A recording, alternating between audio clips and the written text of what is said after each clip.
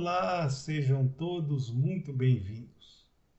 Eu sou o professor Guilherme Alves de Melo Franco, especialista em Direitos Material e Processual do Trabalho e Previdenciário pela Universidade Estácio de Sá do Rio de Janeiro e formado em Direito pela Universidade Federal de Juiz de Fora, Minas Gerais. Estou a desenvolver no meu canal do YouTube, Guilherme Alves de Melo Franco, Estudar Direito, um curso sobre os direitos material e processual do trabalho, que tem por escopo o estudo gratuito da consolidação das leis do trabalho, artigo por artigo, e como livro base, os meus comentários à reforma trabalhista, Lei 13.467, de 13 de julho de 2017, lançados pela editora Juruá de Curitiba, no Paraná, no ano de 2021. Esta é a nossa aula de número 50 deste nosso curso gratuito de Direitos Material e Processual do Trabalho. E nela estaremos a desenvolver nossos estudos a respeito dos artigos 117, 118 e 119 da Consolidação das Leis do Trabalho. Antes, porém, de adentrarmos ao estudo propriamente dito destes artigos seletistas, cumpre-nos informar que na aula anterior, a aula de número 49, estivemos a estudar o artigo 83 seletista e agora passaremos diretamente aos artigos 117, 118 e 119 do mesmo compêndio legal operário, porque os artigos 84 a 116 encontram-se totalmente revogados e, por não estarem mais atuantes no ambiente juslaboral brasileiro, não serão objetos de estudo neste nosso curso gratuito de Direitos Material e Processual do Trabalho, dentro da sistemática que adotamos desde o começo do mesmo. Assim, portanto, passaremos imediatamente ao estudo do artigo 117 da Consolidação das Leis do Trabalho, que é aquele vigente na sequência de nossos estudos. O artigo 117 da Consolidação das Leis do Trabalho determina que será nulo de pleno direito, sujeitando o empregador às sanções do artigo 121, qualquer contrato ou convenção que estipule remuneração inferior ao salário mínimo estabelecido na região em que tiver de ser cumprido. Algumas considerações a respeito do texto insto neste artigo 117 da Lex Operária merecem maior acuidade ao nosso estudo, já que trazem em si algumas imperfeições técnicas e até mesmo jurídicas, e que devem ser destrinchadas neste instante. Antes, porém, de começarmos a nos desempenhar a respeito deste nosso estudo, é preciso que se estabeleça, para uma maior compreensão do texto que vamos estudar, o que seja o ato nulo e o que seja o ato anulável. O ato nulo nada mais é que aquele ato que é implementado com agressão a qualquer norma jurídica, seja ela constitucional, seja ela infraconstitucional, ao ponto de tornar a sua vigência viciada pelo mesmo. O ato nulo o ato nulo ele não gera nenhum efeito dentro do ambiente juslaboral em que se encontra adstrito. Portanto, não haverá nenhuma forma de o mesmo gerar qualquer efeito naquela relação de emprego ou de trabalho, ou mesmo qualquer outra relação de que área do direito seja, que venha a ser apregoada a agressão a qualquer texto ou norma jurídica existente e vigente no país. Já o ato anulável, ao contrário do ato nulo, que, como vimos, não gera nenhum efeito, o ato anulável ele vai gerar efeitos desde a sua criação, desde a sua implementação, até o momento em que a sua nulidade seja decretada. Portanto, temos aqui uma hipótese bastante comum em que os atos anuláveis costumam nunca ser considerados nulos e viger durante toda a sua estratosfera de vida sem nenhuma admoestação legal ou mesmo judicial a respeito do tema. Neste caso, ele continuará a estabelecer obrigações e direitos, ainda que seja anulável, já que esta condição de nulabilidade jamais foi ou será decretada. Ocorre que, se houver esta decretação,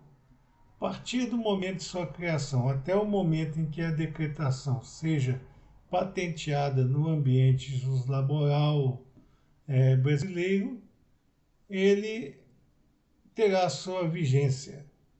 e continuará vigendo dentro daquele interregno entre a sua criação e o estabelecimento de sua nulidade propriamente dita. A partir do que seja estabelecida a nulidade do ato jurídico anulável, ele deixa, portanto, de ter vigor dentro daquelas contratações ou daqueles ambientes jurídicos a que se encontra adstrito tal ato.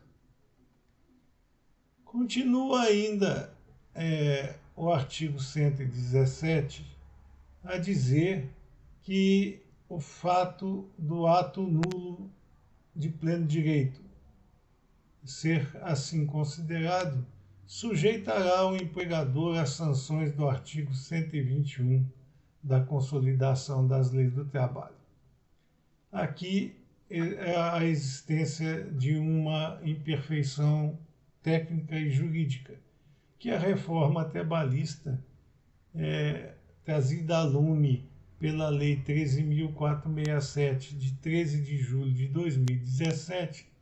deixou passar inaubis a oportunidade de adequar o texto do artigo 117 consolidado que estamos a estudar à realidade material e processual atual, porque o artigo 121 da Consolidação das Leis do Trabalho, ele encontra-se revogado e o estabelecimento das multas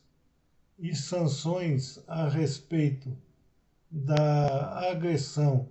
à norma jurídica operária encontra-se patenteado atualmente no texto íncito ao artigo 634-A consolidado e, portanto, o artigo 117 deveria ter sido modificado pela reforma trabalhista no sentido de dizer que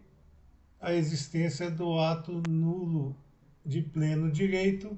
sujeitará o empregador às sanções do artigo 634-A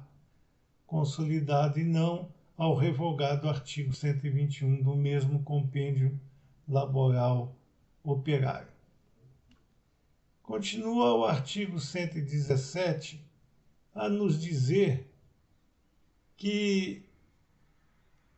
será nulo de pleno direito qualquer contrato ou convenção que estipule remuneração inferior ao salário mínimo.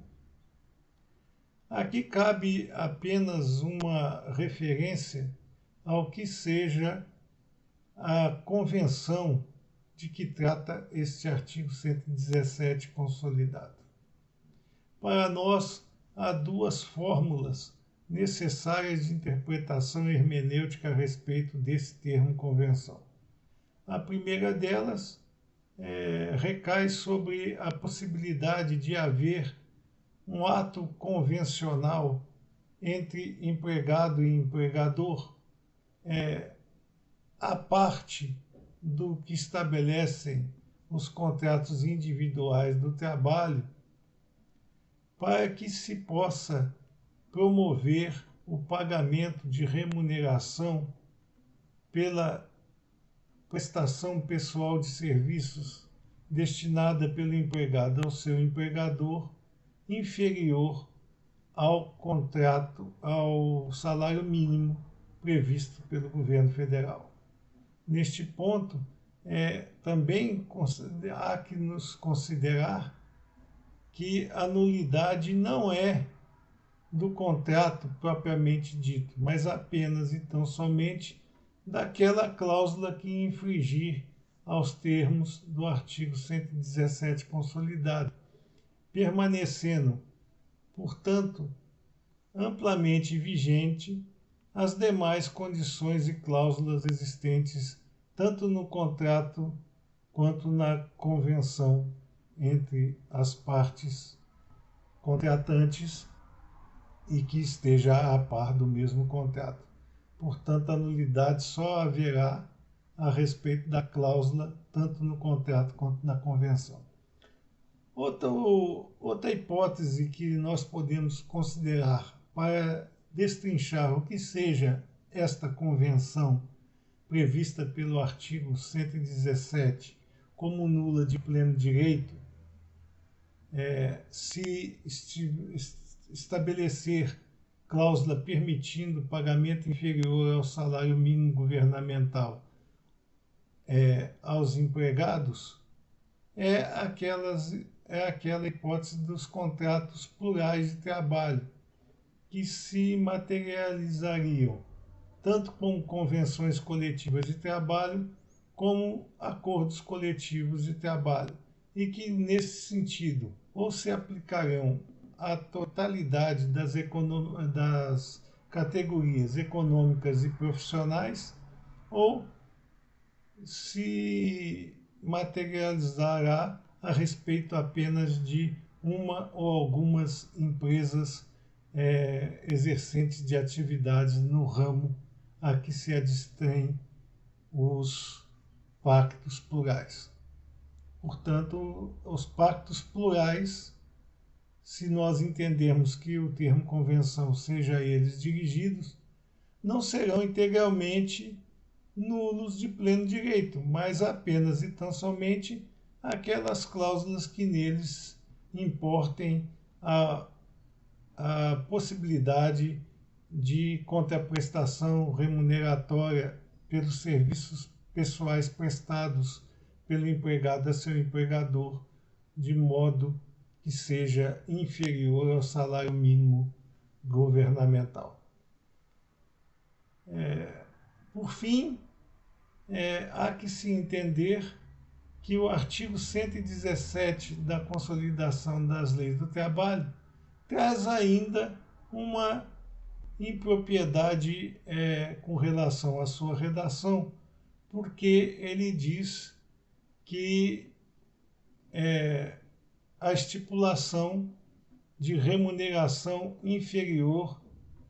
ao salário mínimo estabelecido para a região em que tiver de ser implementado, ser cumprido aquele pacto de emprego ou pacto de qualquer natureza. Na verdade, como vimos nas aulas anteriores nossas, o salário mínimo atualmente ele possui âmbito nacional, ainda que nas hipóteses que já estudamos em aulas anteriores, seja permitido a cada ente da federação estabelecer dentro de seus luzeiros fronteiriços salário mínimo diferente daquele que estabelece o governo federal, desde que o montante financeiro respectivo seja superior ao previsto pela legislação geral de cunho nacional para o salário mínimo. Portanto, os estados poderão, por si só, apresentarem valores de salário mínimo superiores aos do governo federal, dentro do âmbito de suas atuações fronteiriças. Neste caso, o artigo 117 da Consolidação das Leis do Trabalho deveria ter sido modificado pela reforma trabalhista para constar exatamente essa situação, que a agressão seja com relação ao salário mínimo nacional ou o estadual na forma prescrita em lei. O artigo 118 da Consolidação das Leis do Trabalho, ele diz sobre o direito de ação. E neste caso, como vemos sempre apregoando, quando existe esse estado de coisas, o artigo 118 da Consolidação das Leis do Trabalho é totalmente dispensável, porque o direito de ação está previsto na Carta Magna através de seu artigo 5º, que destina a todo aquele trabalhador que tiver suas agressões comprovadas ou que sejam possíveis de serem estudadas pelo Poder Judiciário do Trabalho, terá esta possibilidade ampla, geral e restrita dentro daquele hemisfério jurídico dos processos judiciários do trabalho. Então, esse artigo 118, se não existisse, poderia ser totalmente desprezado, já que não modifica em nada a situação jurídica existente no direito do trabalho brasileiro.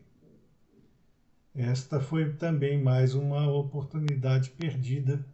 pela Lei 13.467, de 13 de julho de 2017, em atualizar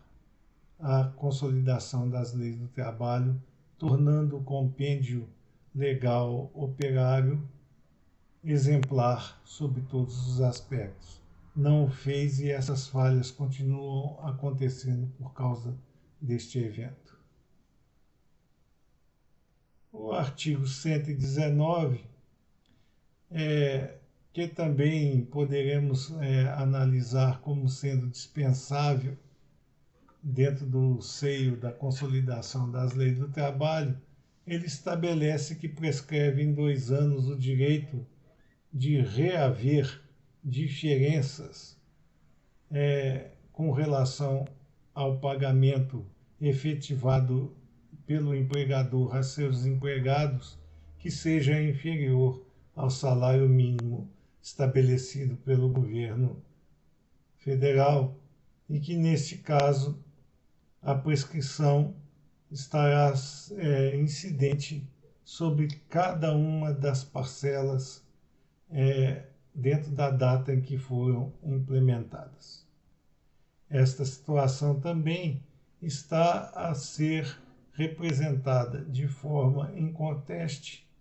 tanto pela Carta Magna, através de seu artigo 5º, quanto da própria CLT, que estabelece que a prescrição atinge aos contratos individuais do trabalho e suas consequências dentro do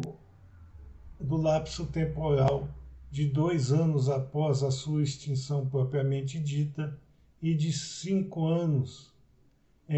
inferiores ao ajuizamento da ação. Portanto, é totalmente dispensável a norma regida pelo artigo 119 da Consolidação das Leis do Trabalho que estamos a estudar. Bom, estas eram as considerações que gostaríamos de fazer a vocês com relação aos artigos 117, 118 e 119 da Consolidação das Leis do Trabalho